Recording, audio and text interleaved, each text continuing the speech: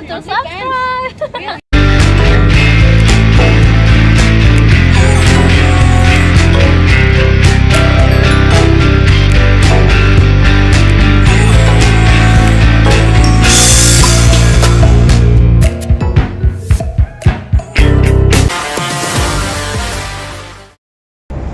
Welcome to Sydney CBD. As you can see, there's the Harbour Bridge behind me, and see the Opera House over there as well. Hopefully, it's quite loud here. I'm in the train station, as you can see, but it's such a beautiful view that I thought I'd take advantage of it. You can see the Harbour Bridge and the Opera House in one scene. Beautiful. So, I wanted to come up here and talk to you guys about baby arbitrage. What is baby arbitrage? Well, I've kind of invented this idea that I'd like to spread to men in Western countries like Australia. As you can see, I am in Sydney. It is a wealthy, first world, expensive Western country. And along with that comes a lot of the problems that men are suffering from at the moment. It's not only dating, but it is almost every aspect of a man's life is being negatively affected by the current laws. If you were to get married, you would have to and have some kids. Let's just say you get divorced, etc. A lot of the family courts, everything is heavily weighted in favour of women. Now, this isn't me complaining, don't get me wrong. Things aren't good, but I'm not complaining, asking for sympathy, want you to get all negative about it. I'm here to offer up a solution. A solution to the problem that we face at the moment, and this is how entrepreneurs and free thinkers in the world change the world. Now, if the West doesn't want to give men equal rights to their own children, they want to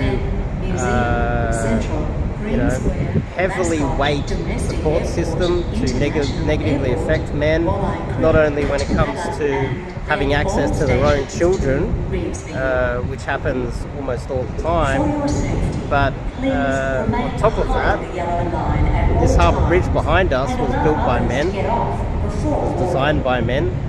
This Opera House was designed by men and built by men.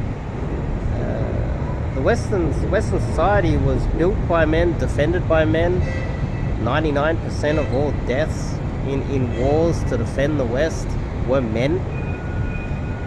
And then we get rich, and then the rules change, the laws change, and they restrict and oppress the men who are descendants of the men who fought and died and built these countries. Again, this isn't me complaining about it. This is just facts. This is just a reality. This is the reality of what we are dealing with at the moment in the West. And this is where baby arbitrage comes into it. You are putting yourself at risk if you are in the lower classes or in the middle class in a Western country to get married. Let's just say you have some success after getting married. Almost all of your money is going to be taken from you and your children. Custody is heavily weighted in favour of the women. I think a lot of you guys already know that, so let me just move on to what baby arbitrage is. So I've come up with this idea, and this is a challenge for myself to let me put my arm here. Let's try this side. Nice. I've invented this idea of baby arbitrage, and I'd like to try this for myself. I've already had a little bit of success. I've come very close to achieving this already.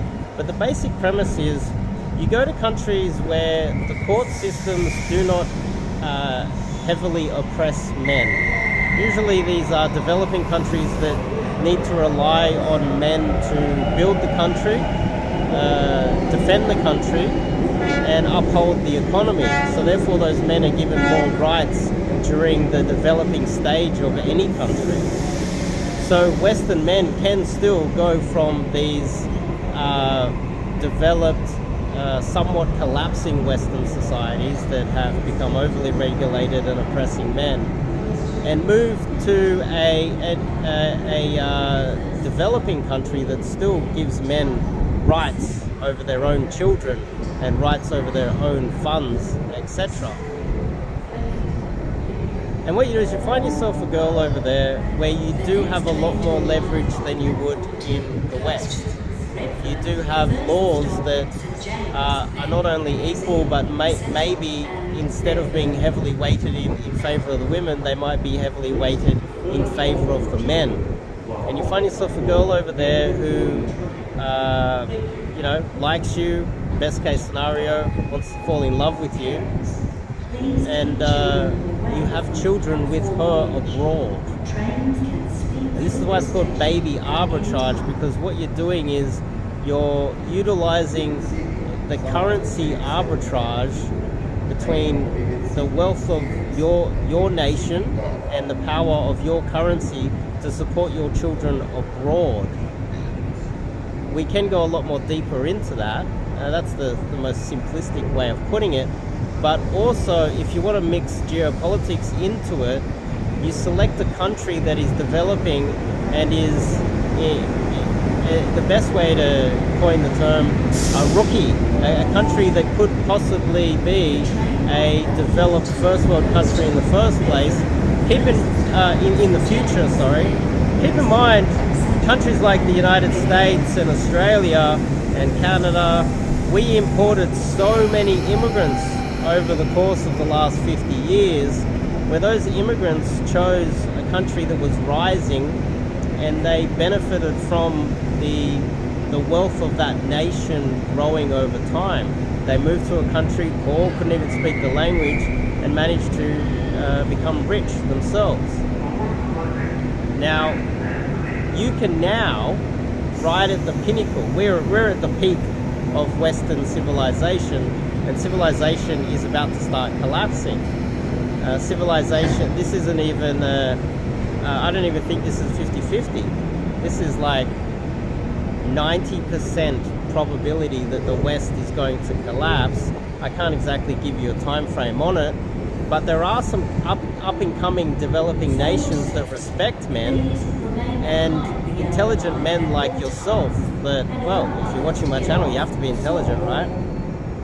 You will be aware that the West is collapsing, and you'll be able to identify some of these collapsing countries, and not only maybe just move there briefly to have your children, have your offspring start life in a country that has a great future, not have your children in a country that is collapsing and oppresses the men that are going to uphold it. What usually happens is, well, let me stay on this topic. You can pick a country that has a great future, have your children over there, use the currency as an arbitrage to make sure that they have a middle to upper class standard of living within that developing society. And as that society grows and you get to the point where you are too old, or you even, when you get too old, you die, your children will still they would have roots in a country that has a great future and could possibly be wealthy. So you're not only using the currency by picking a developing country where you have a little bit more power and leverage in the relationship so that you can actually make decisions.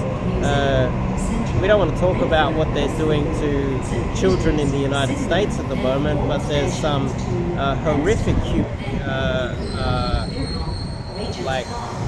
horrific things happening to American children in their school system at the moment that is quite disgusting, and I think a lot of people agree.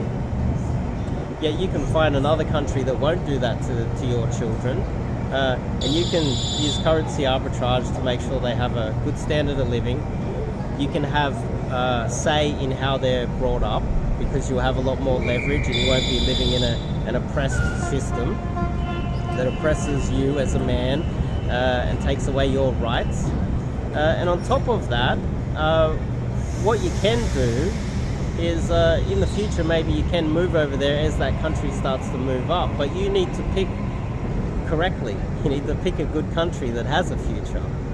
Keep in mind, as the West collapses, men like you and me are going to find themselves in situations like Ukrainian men have found themselves recently, where they've started a fight because the country's collapsing, and then they've just arrested men like you and me on the street and sent them into a meat grinder war where they are 100% going to die.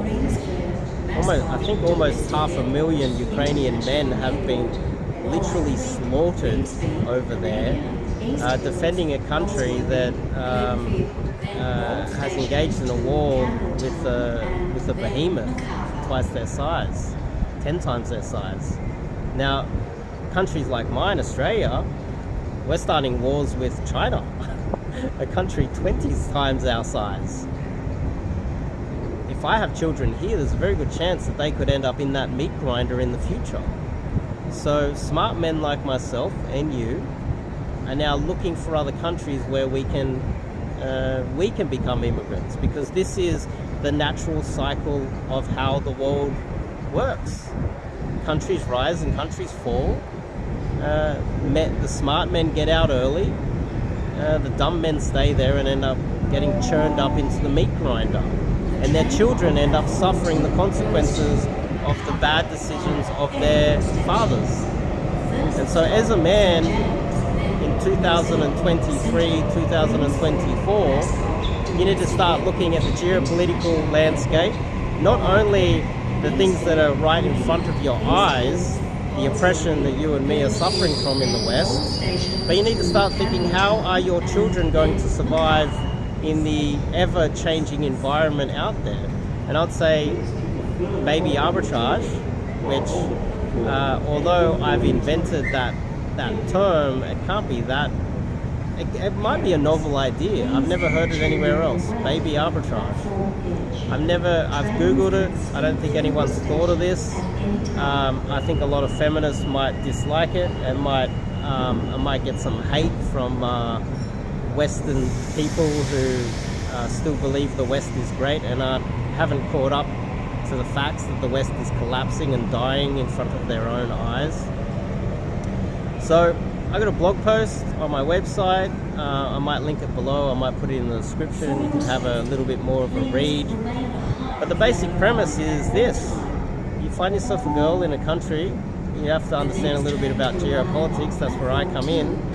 And if you would like to engage in this, I'm not only coming up with this idea and spreading it around for everybody else, you can also hire me to not only identify countries that might be safer in the future and have a higher probability of success, but also you can hire me and go on immersions where we use cold approach, we use dating strategies to meet girls, find a girl that you connect with, and then what we do is we try and put you in a position where you can then start having children with the right girl abroad in a country where your children will have a proper future.